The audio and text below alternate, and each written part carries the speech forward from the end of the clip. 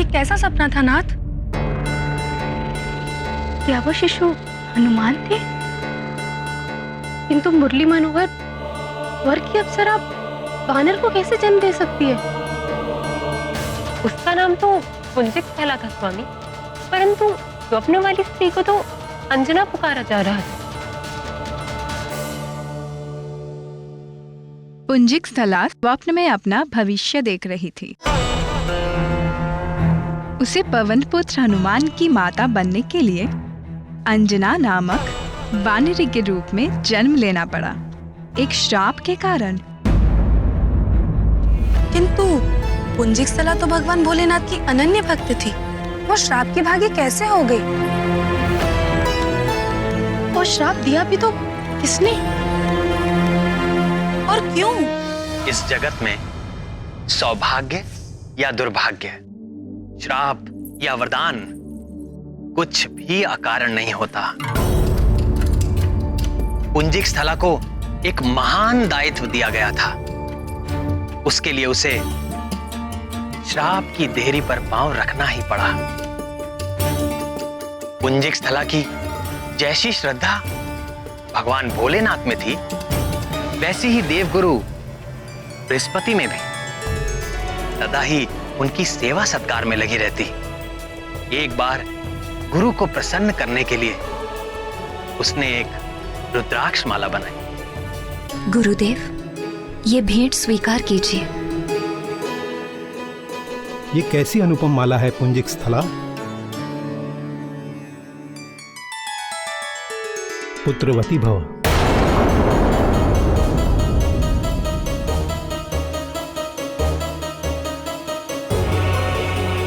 गुरुदेव, ये कैसा आशीर्वाद दे दिया आपने? मैं स्वयं चकित हूं पुत्री कि मेरे मुख से ऐसा वचन किस कारण निकला। निश्चित ही ये देवी प्रेरणा से ऐसा हुआ है। किंतु गुरुदेव, मैं तो अप्सरा हूं और अप्सराएं कभी मां नहीं बनती। ये मैं नहीं जानता कि मेरे मुख से ये आशीर्वाद क्यों निकला, किंतु ये असंभव ही नहीं है। तुम भी भगवान शंकर, जगत जननी माता पार्वती के आशीर्वाद से एक पुत्र की माता बनोगी। तुम्हारा पुत्र परम ज्ञानी, महाबली, सर्वगुण संपन्न, अजय और अभय होगा। तीनों लोकों में उसके यश और कीर्ति की गाथा गाई जाएगी। इस रुद्राक्ष माला की यात्रा अभी आरंभ हुई है। कुछ दिन बीत गए। पुंजिक स्थला स्वर्ग के अपने जीवन में इस घटना को भूलने सी लगी थी। फिर एक दिन पुंजिक स्थला अपनी सखियों के साथ गगन विहार करते हुए पृथ्वी की ओर जा निकली।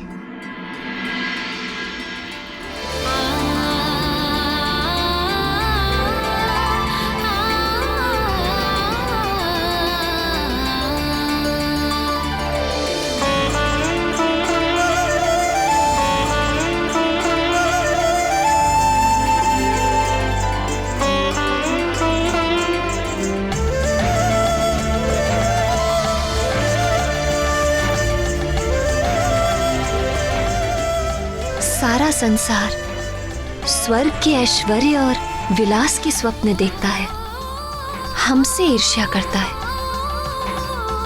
किंतु पृथ्वी की सुंदरता की कोई तुलना नहीं। यहाँ हर पल एक नया दृश्य, नया रंग, एक नया भाव। अच्छा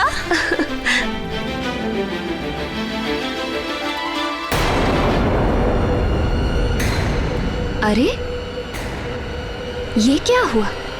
ये यान क्यों रुक गया?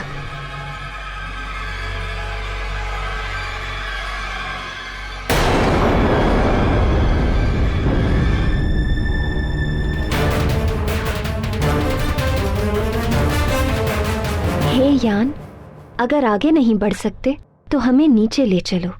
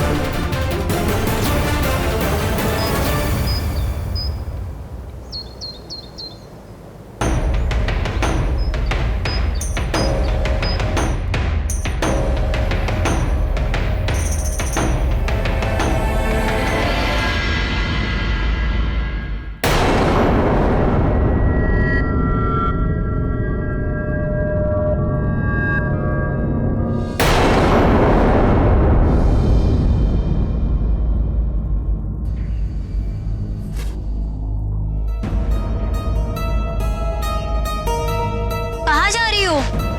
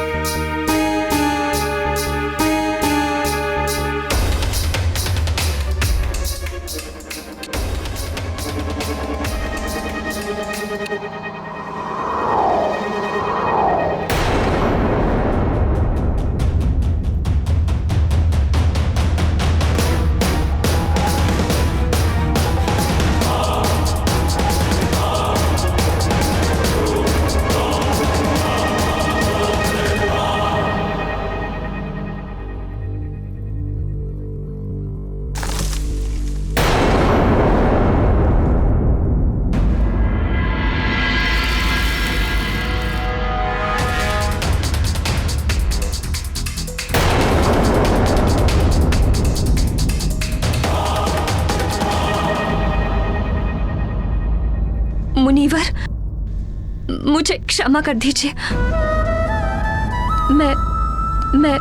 मैं वो वानर आकृति देखकर, मुनीवर, मैंने आपकी तपस्या भंग की है। मुझे नहीं पता था कि भीतर आप हैं।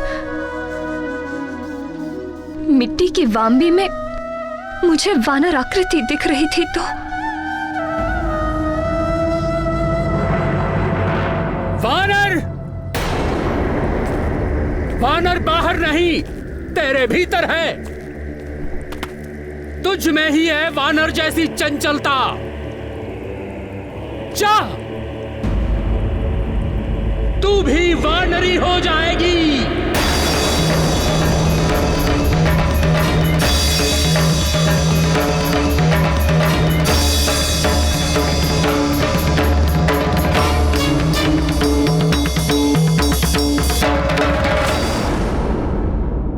किंतु प्रभु, पुंजिकस्थला तो बहुत ही शांत स्वभाव की अप्सरा थी। उसके मन में इतनी चंचलता कैसे उत्पन्न हो गई? चंचलता आई नहीं, पुंजिकस्थला के मन को चंचल कर दिया गया। किसने कर दिया प्रभु? मेरी योग माया, जिसे लोग महामाया या पराशक्ति भी कहते हैं। किंतु योग माया ने ऐसा क्यों किया प्राणनाथ? जब जब संसार में मेरे हस्तक्षेप की आवश्यकता होती है, तब तब योग माया मनुष्यों के मन को विचलित कर देती है। मत्स्यगंधा को देखकर यदि महर्षि पराशर का मन विचलित ना होता, तो महर्षि वेदव्यास का जन्म कैसे हो पाता? और यदि महर्षि वेदव्यास का जन्म ना हो पाता, तो द्वापर में वेदों का उद्धार करके उनका विभाजन कौन करता? महाभारत और श्रीमद् भगवत की रचना कौन करता? वो भी तो मेरा ही एक अवतार है। इसी प्रकार माता कैकेयी, वो तो श्री राम को भरत के समान ही प्रेम करती थी। यदि उनका मन विचलित ना होता, तो श्री राम को वनवास कैसे मिलता? और यदि श्री राम वन को ना जाते, तो ना सीता हरण होता और ना ही रावण का वध हो पाता। इसलिए हनुमान के जन्म की स्थितियां बनाने के लिए पराशक्ति ने ही देवगुरु बृहस्पति के मुख से पुत्रवती भव का आशीर्वाद दिया और तपस्या कर रहे मुनि के मुख से ऐसा श्राप दे डाला। मुनीवर, मुझे क्षमा कर दीजिए। इतने वर्षों तक मौन रहने के पश्चात मेरी वाणी से जो वचन निकले वो मिथ्या नहीं हो सकते। मैं चाहकर भी इसे वापस नहीं ले सकता। इसमें न कुछ दोष तुम्हारा है और न कुछ मेरा।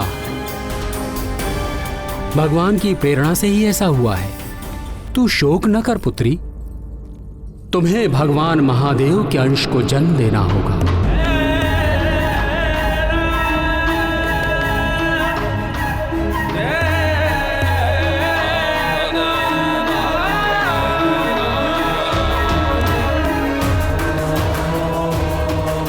उसके कुछ काल पश्चात तुम्हें अपना अप्सरा रूप पुनः प्राप्त हो जाएगा और तुम स्वर्ग को लौट सकोगी।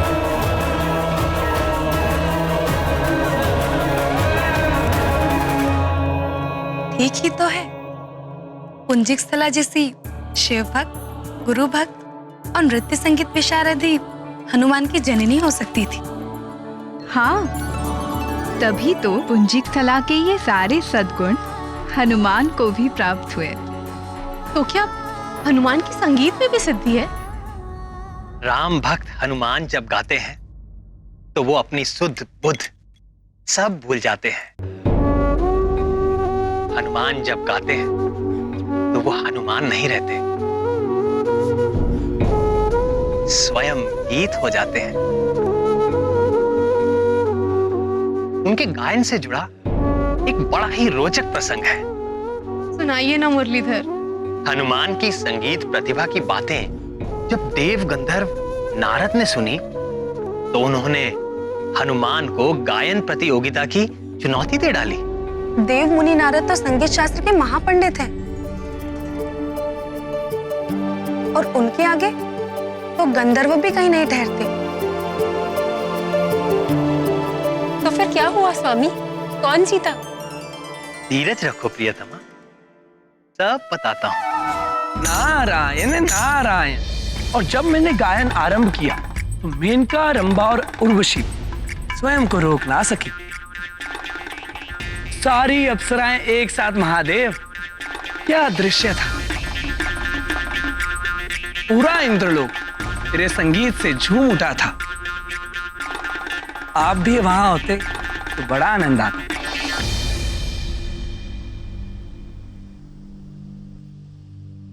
उस भोग विलास के संसार में मेरे जैसे विरागी का क्या काम देव, किंतु भाग्य से आप यहां चले आए।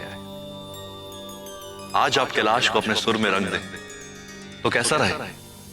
आप तो जानते ही हैं महादेव कि मैं तो हर पल शब ब्रह्म में लीन रहता हूं,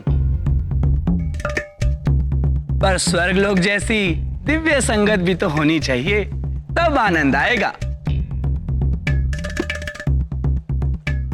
यदि ऐसा है तो रामदूत हनुमान को बुला लेते हैं।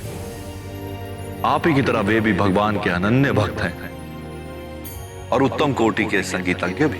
हनुमान संगीतज्ञ? वो तो थोड़ा बहुत खड़ताल मंजीरा बजा लेते हैं, इससे अधिक तो कुछ और नहीं। नहीं नारद, बजरंगबली बड़े मर्मज्ञ हैं। वो जब गाते हैं तो कुछ भी प्रभावित हुए बिना नहीं रह सकता। क्या आप उन्हें इतना ही बड़ा गायक मानते हैं कि वो मेरे साथ संगत कर सके? तो बुला लीजिए उन्हें। आज कैलाश में मेरी और उनकी प्रतियोगिता हो ही जाए। अवश्य देवर्षि।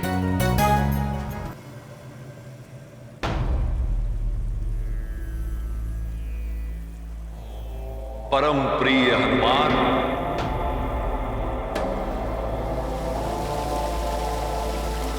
जय श्री राम।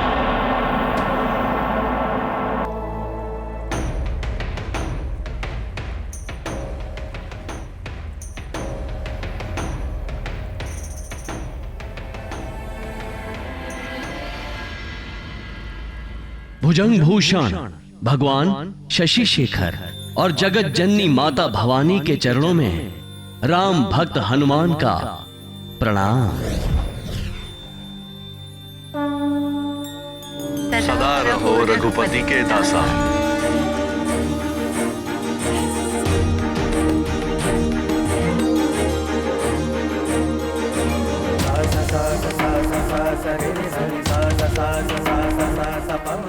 राम मुनिवर।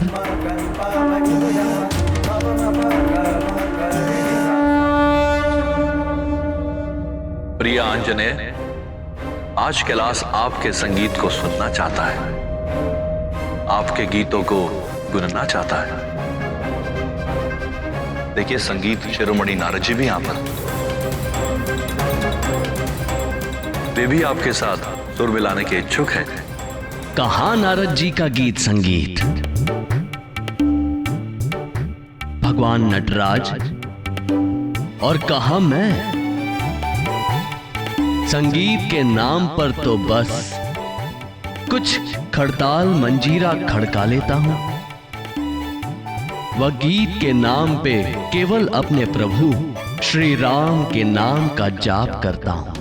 उसी रस के तो हम भी प्यासे हैं हनुमान। गाइए भक्त शिरोमणि।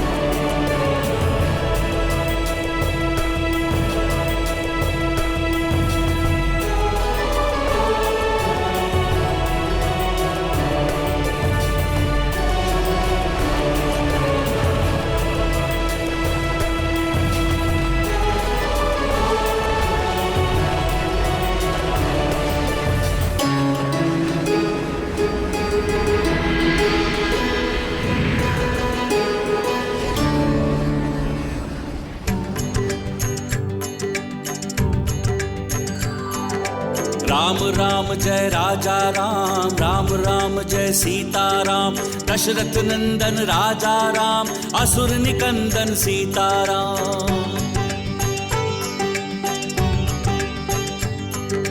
राम राम जय राजा राम, रघुपति राघव राजा राम। राम राम जय राजा राम, राम राम जय सीता राम। राम राम जय राजा राम, राम राम जय सीता राम। दशरथ नंदन राजा राम, असुर निकंदन सीता राम।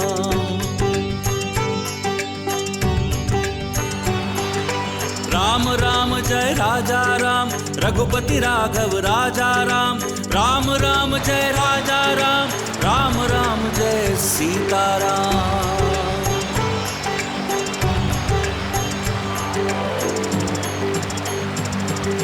राम राम जय राजा राम, राम राम जय सीता राम। दशरथ नंदन राजा राम, असुर निकंदन सीता राम।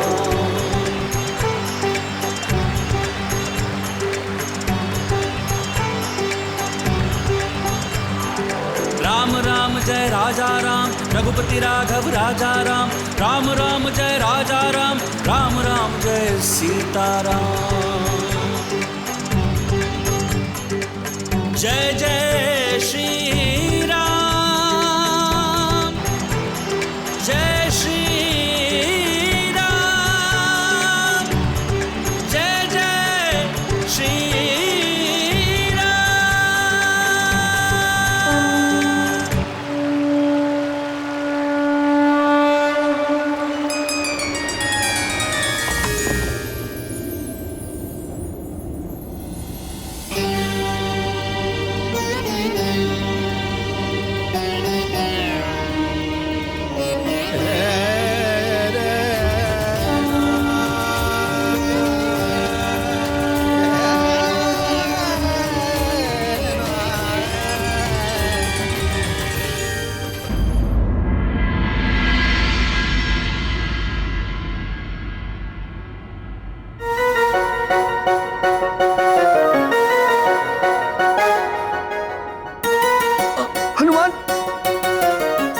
यहां से निकालिए हनुमान।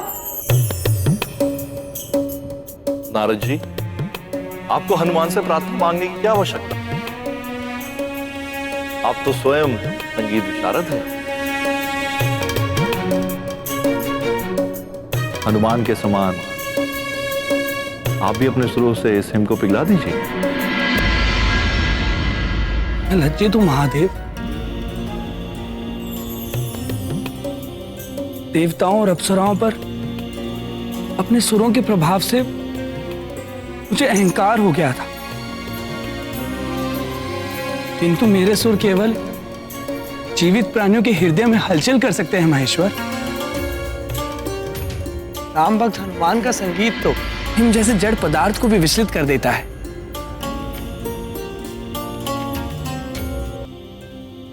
जिसके कान तो क्या, हृदय भी नहीं।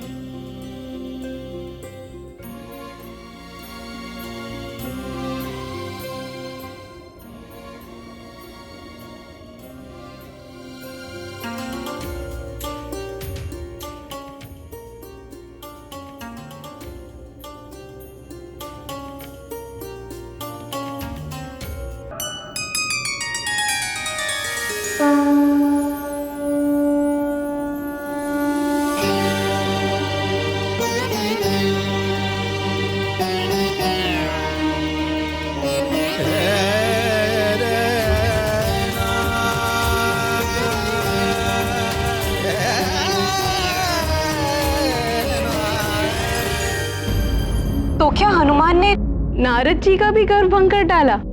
हमारे स्वामी के समान हनुमान जी भी 64 कलाओं के ज्ञाता है।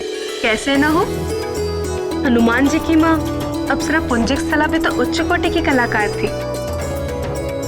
आप प्राणवल्लभ, पुंजिक स्थला का क्या हुआ?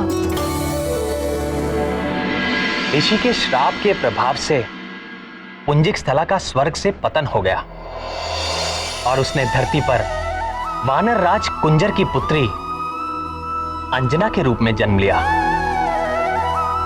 वानर राज कुंजर के घर में अंजना का यथारीति लालन पालन होने लगा। पूर्व जन्मों के संस्कार से अंजना की भी भगवान शंकर में अनन्य श्रद्धा थी। समय बीतता गया, यौवन के पग धरते ही अंजना का सौंदर्य खिल उठा,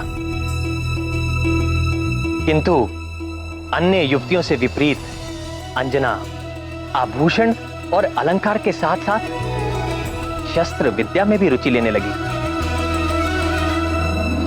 वानर राज कुंजर ने उसे रोका नहीं, वरन उत्साह वर्धन ही किया।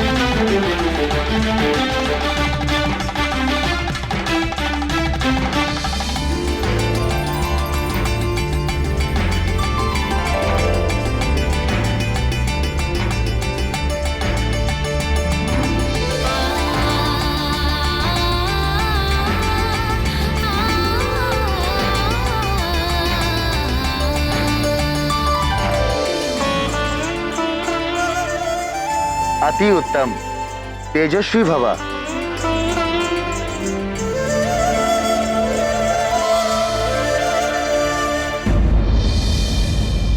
बहुत सोच समझकर पुंजिक स्थला को हनुमान की जननी के लिए चुना गया था,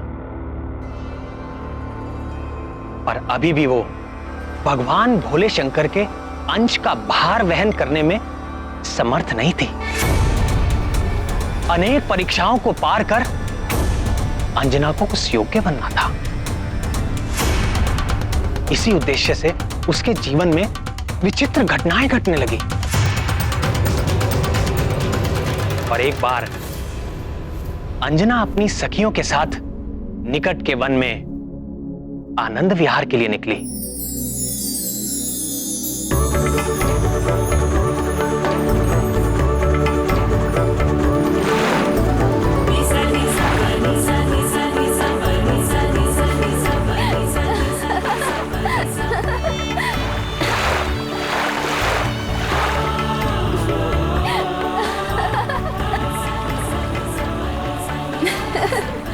देखो ना अंजना, कितना शीतल जल है, बड़ा आनंद आ रहा है। आओ ना।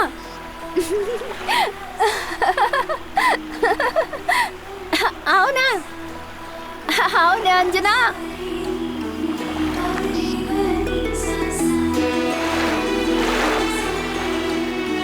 नटखट, क्या कर रही हो? तुम लोग रहो जल में, मुझे तो यहाँ तट पर ही अच्छा लग रहा है।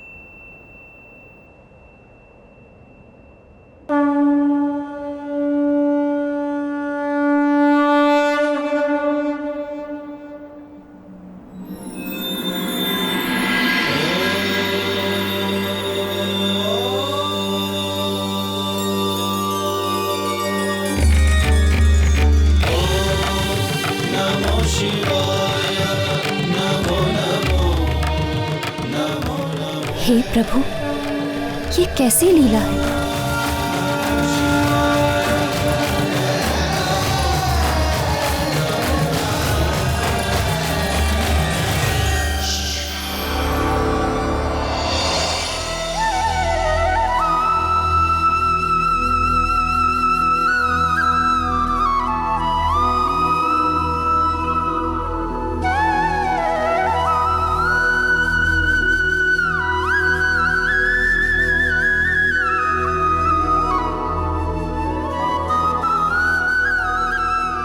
आप हमें सता रहे हैं मुरलीधर।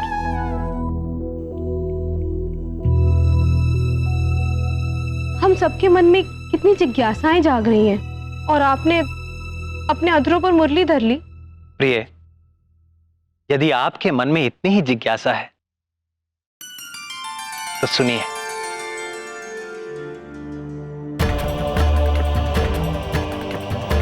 महादेव का अंश जन्म से पूर्व ही अंजना का मार्गदर्शन करने लगा था।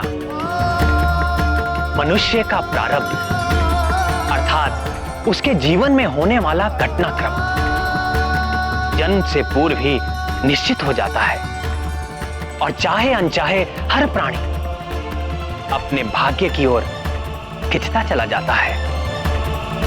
अंजना के जीवन का तो केवल एक ही उद्देश्य था, महादेव के अंश महाबली हनुमान का जन्म। ऐसा समझो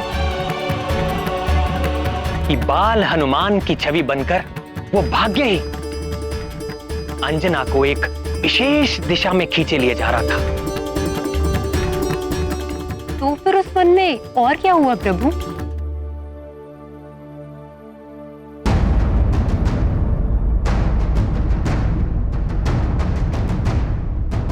वहां जो हुआ वो बड़ा ही भयंकर और रोमांचकारी था।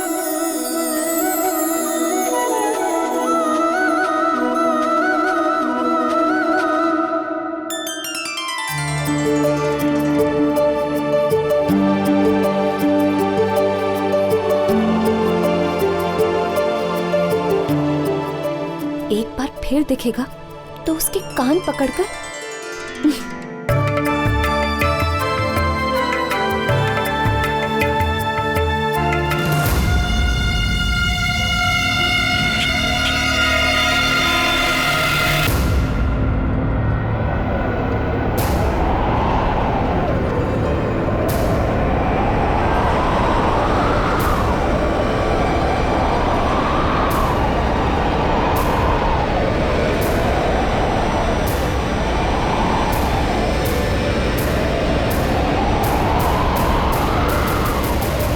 हे भूतपति भगवान रुद्र, हे माता रुद्राणी, मेरी रक्षा कीजिए।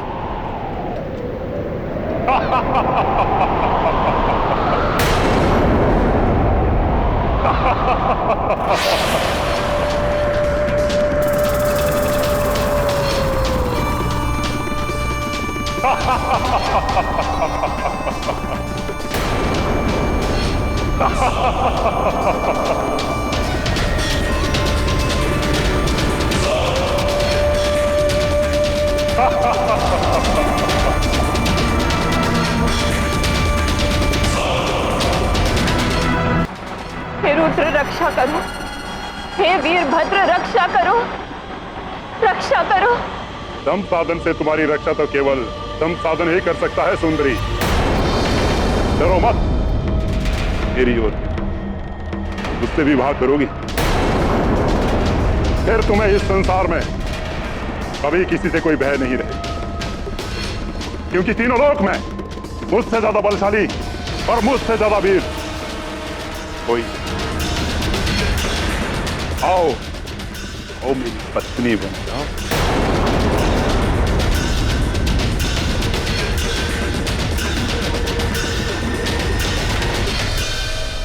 भाग कर कहां जाओगी? रुक जाओ, देखो मुझे क्रोध आ रहा है।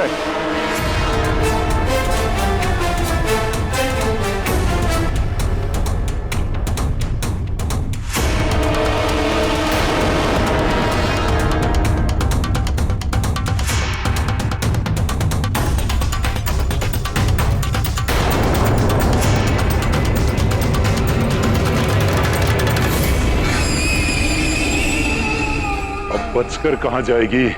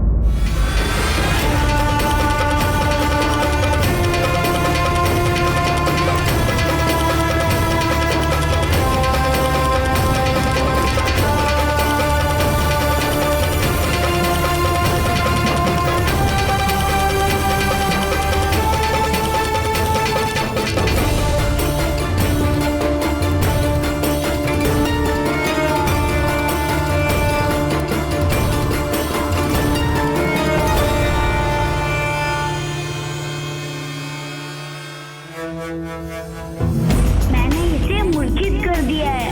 आप निकल जाइए, उत्तर की ओर सरल मार्ग है।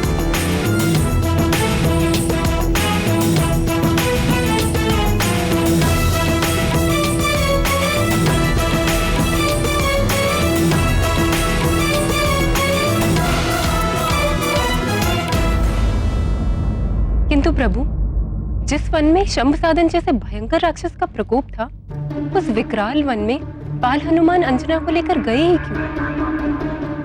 हाँ नाथ, और फिर स्वयं ही माता की रक्षा भी की। इस जगत में कुछ भी अकारण नहीं होता, कुछ तो कारण होगा।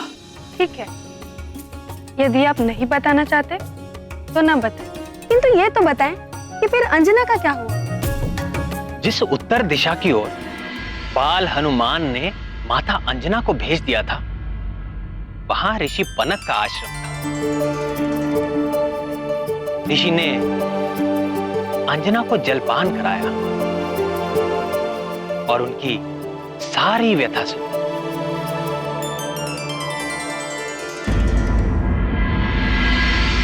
शंभ साधन के उत्पात से यहाँ सभी प्राणी पीड़ित है। उसका वध करने के लिए कई योद्धाओं ने प्रयास किए, किंतु ये राक्षस बड़ा ही बलवान है। सब के सब उस नरभक्षी का आहार बन गए। अब केवल एक ही आशा शेष है, तुम्हारे उस रहस्यमय रक्षक बाल वानर के समान ही ये वीर योद्धा भी वानर जाति का है, वानर राज केसरी। अब उसकी सफलता ही हमारी सुरक्षा है।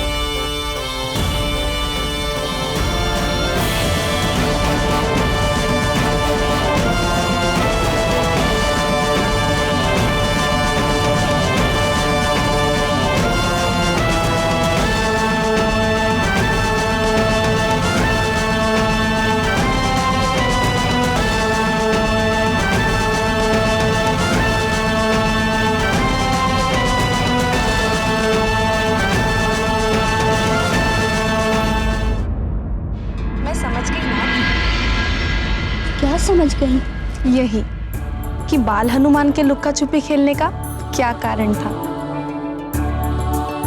उनका उद्देश्य अपने होने वाले माता पिता अंजना और केसरी का मिलन कराना था। मैं ठीक कह रही हूँ ना स्वामी? हाँ प्रिय, ये सारी लीला बाल हनुमान के रूप में भगवान शंकर ने ही की थी।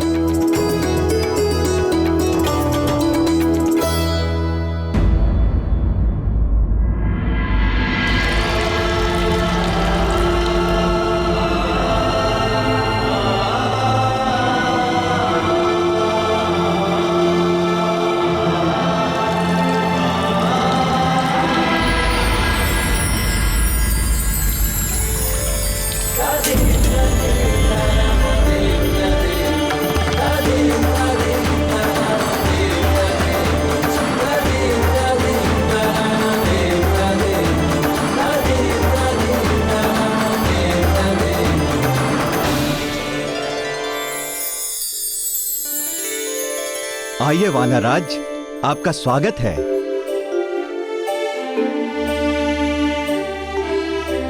बेटी अंजना,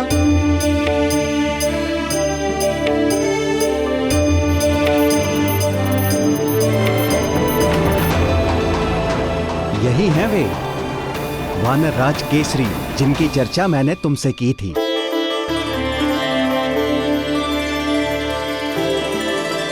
वीरवर, ये वानरराज कुंजर की पुत्री देवी अंजना हैं।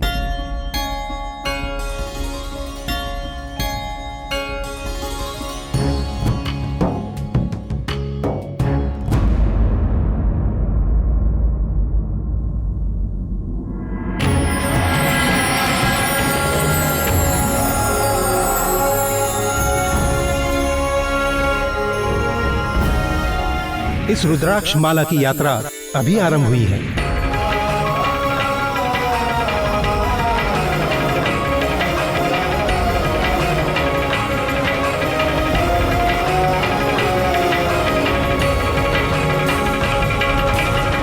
पुंजिक स्थला ने जो माला देवगुरु बृहस्पति को अर्पित की थी, वो केसरी के पास कैसे पहुंच गई?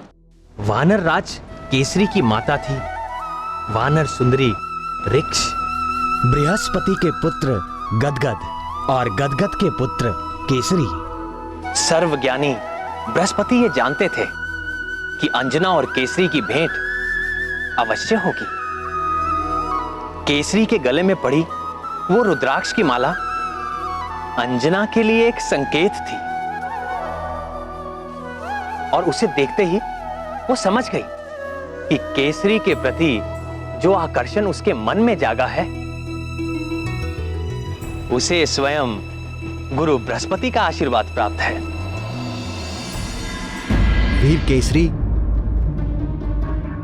हमारे इस यज्ञ में निरंतर कुछ न कुछ विघ्न आता रहा है। आज आपने यज्ञ को निर्विघ्न संपन्न कराने का प्रण लिया है। हम आभारी हैं। आप निश्चिंत होकर यज्ञ आरंभ कीजिए ऋषिवर। आज किसी भी प्रकार का विघ्न नहीं आएगा।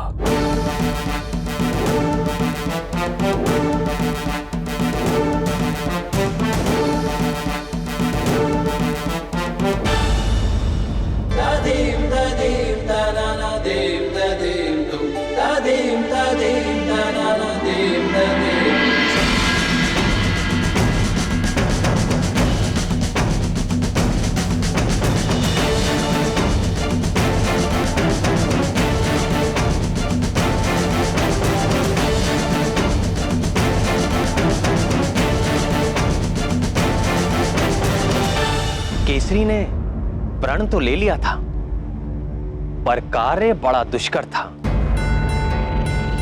रावण के बढ़ते प्रभाव से अनेक प्रकार के पापी और असुरी शक्तियां बलशाली हो गई थी।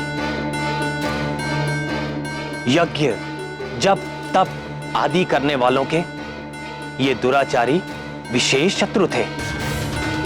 शंभ साधन भी ऐसा ही एक मायावी राक्षस था जो सदैव ही मतवाला होकर सबको सताता रहता था, क्योंकि उसे किसी भी शस्त्र से ना मारे जाने का वरदान प्राप्त था।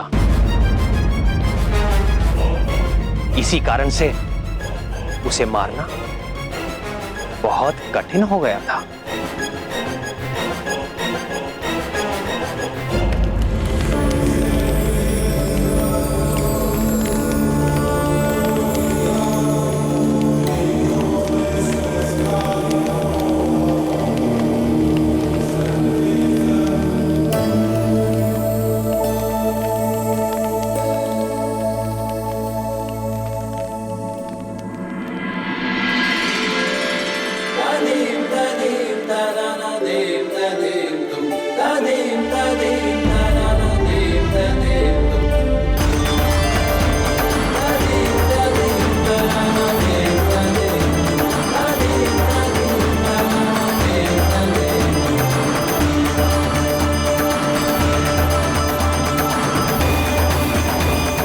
ओम केशवाय नमः स्वाहा स्वाहा। ओम नारायणाय नमः स्वाहा स्वाहा। ओम माधवाय नमः स्वाहा स्वाहा।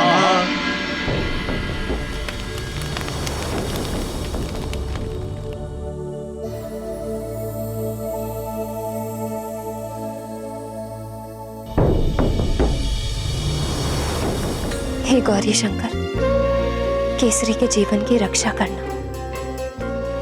हे दीनानाथ, वह राक्षस बड़ा ही दुष्ट है। कुछ ऐसा करे कि वो यहाँ कभी ना आ सके।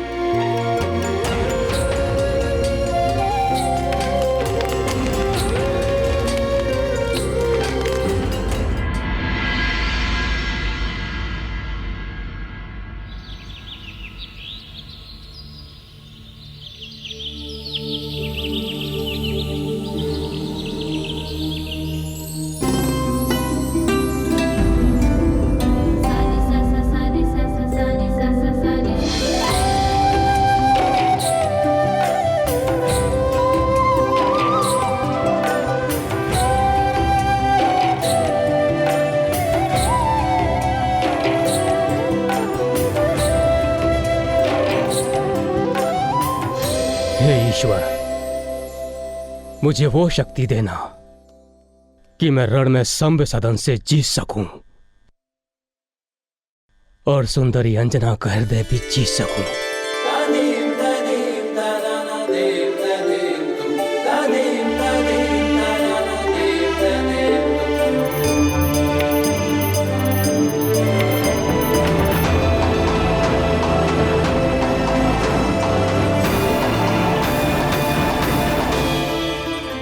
धन्यवाद देवी अंजना।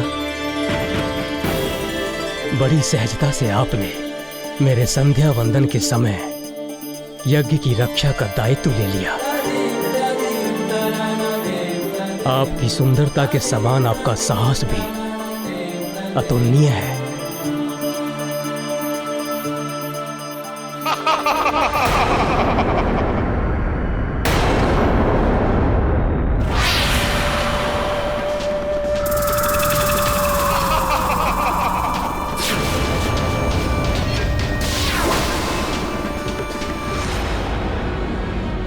डरे नहीं देवी अंजना,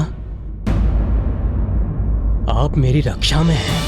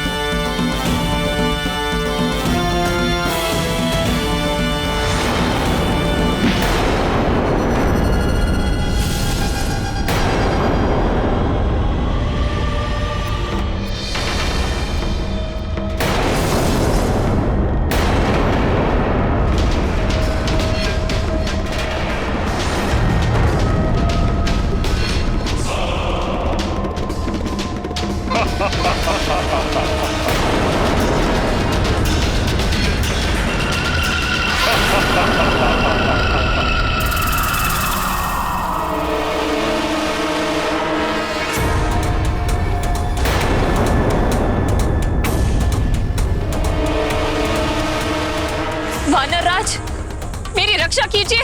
सुंदरी, मेरी पत्नी बनोगी?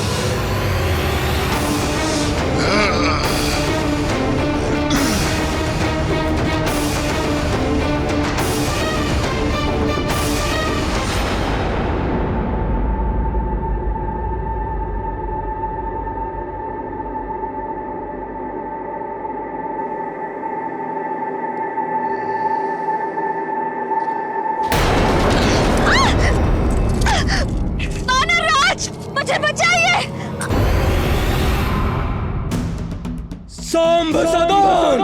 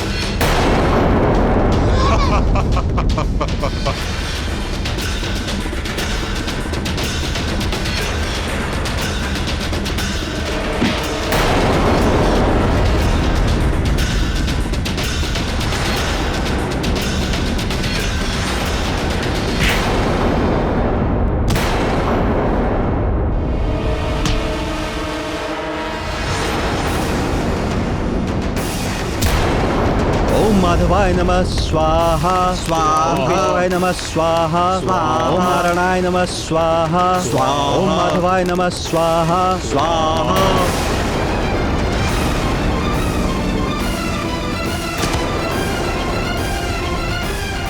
हे महादेव, हे उमाकांत, हे आशुतोष, रक्षा कर, रक्षा कर, रक्षा कर, रक्षा कर।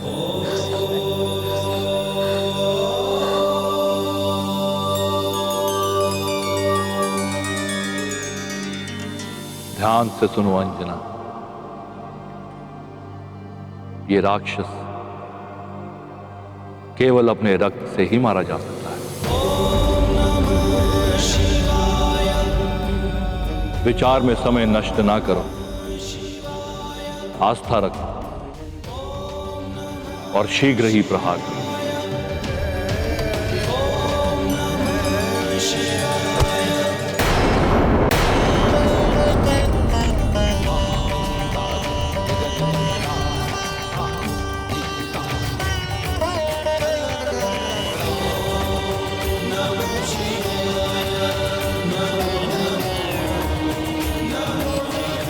वानरराज, यह राक्षस केवल अपने ही रक्त से मर सकता है। ये गदा लीजिए, इसमें जो रक्त है ये इसी का है। मारिए, वध कर दीजिए इसका।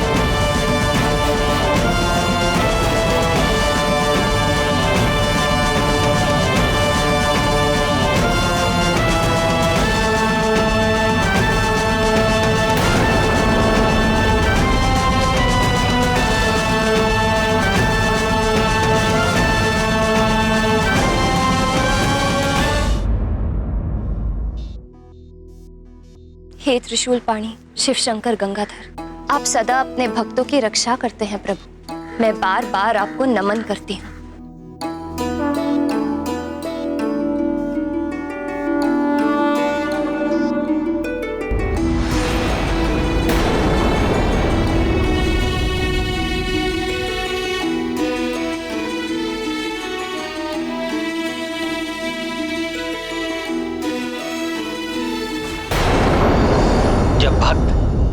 प्रेम से अपने इष्ट देव को पुकारता है तो उनको सुनना ही पड़ता है। और यदि इष्ट देव स्वयं भगवान भोलेनाथ हो तो कहना ही क्या। शीघ्र प्रसन्न होने वाले इसी स्वभाव के कारण उनका एक नाम आशुतोष भी है। केसरी के प्रति अंजना के इस प्रेम के सूत्रधार भी तो भगवान भोलेनाथ ही थे। केसरी की रक्षा के लिए अंजना को इस प्रकार प्रार्थना करते हुए देख तुरंत भोलेनाथ ने शंभ साधन के मृत्यु का रहस्य खोल दिया। तो फिर इस घटना के बाद से तो केसरी अंजना से और अधिक प्रेम करने लगे होंगे। निस्संदेह आप ही की तरह वो भी अपने प्रेम को पाने के लिए अधीर होने लगे प्रिय।